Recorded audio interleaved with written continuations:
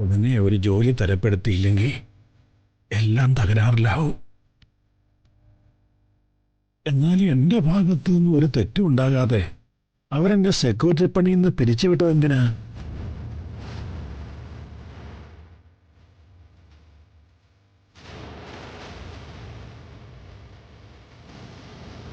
ഈശ്വര, എന്തൊക്കെ ചെലവുകളാ! ഇനി കാര്യങ്ങളൊക്കെ എങ്ങനെ മുന്നോട്ട് പോകും?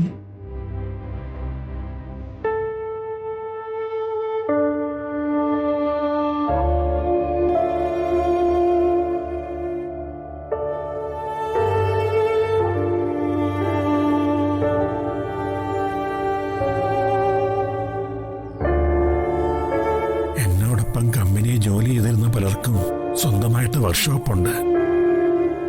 അവരെ ആരെങ്കിലും ചെന്ന് കണ്ടാലോ?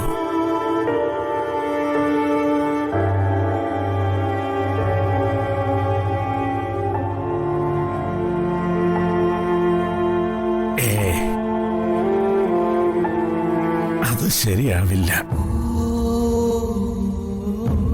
പ്രായമായ എന്നെ കൊണ്ട് നിർബന്ധിച്ച് പണിയെടുപ്പിക്കാൻ അവർക്ക് ബുദ്ധിമുട്ടാവും. വെറുതെ ഇരുത്തി ആരും ശമ്പളം തരില്ലല്ലോ.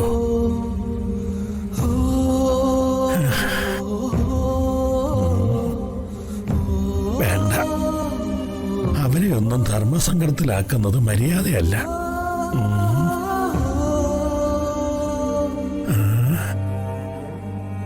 പിന്നെന്താ ഒരു വഴി?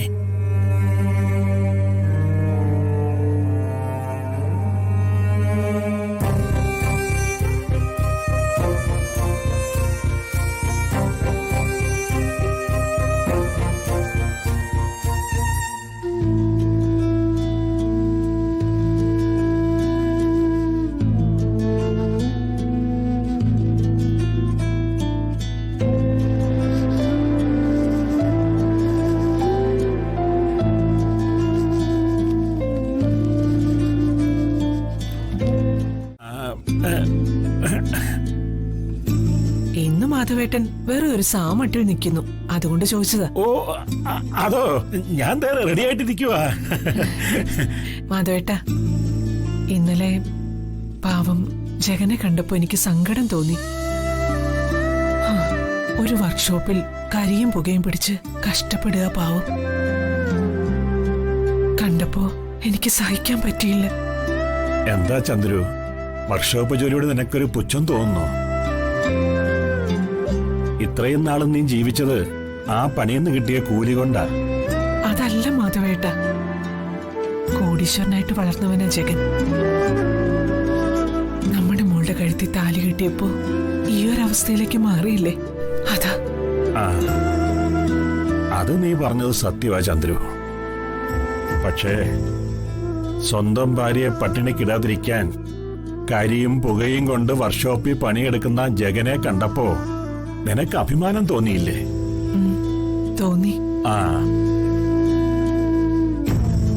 സാമ്പത്തികമായി നമുക്കിപ്പോ അവരെ സഹായിക്കാൻ പറ്റുന്നില്ലെങ്കിലും അവരോട് വാടക വീട് എടുക്കണ്ട, ഇവിടെ വന്ന് നിൽക്കാൻ പറഞ്ഞതല്ലേ? പിന്നെ ഒരർത്ഥത്തിൽ ഇതും നല്ലതാ. ഒറ്റയ്ക്കൊറ്റയ്ക്കായാലേ ജീവിതം പഠിക്കൂ. അതല്ല മാധവേട്ട. ചന്ദ്രു, കോടീശ്വരിയായ നിന്നെ വിളിച്ചിറക്കിക്കൊണ്ട് വന്നപ്പോ എന്റെ കയ്യിൽ എന്തുണ്ടായിരുന്നു? നമ്മളും ജീവിച്ചില്ലേ, അതുപോലെ അവരും ജീവിക്കും. ഇങ്ങനെ വിശേഷങ്ങളും പറഞ്ഞിരുന്നാലേ ജോലിക്ക് പോകാൻ വൈകും. പോണം.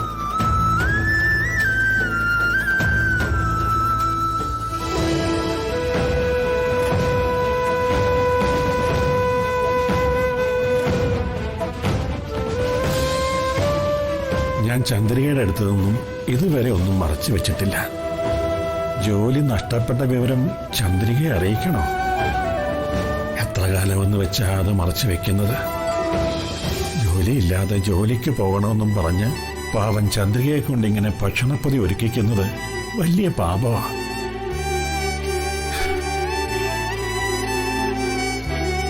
മാധവേട്ട, മാധവേട്ട, മാധവേട്ടൻ അതിനിടയിൽ എന്താ ആലോചിച്ചത്? ഒന്നുമില്ല.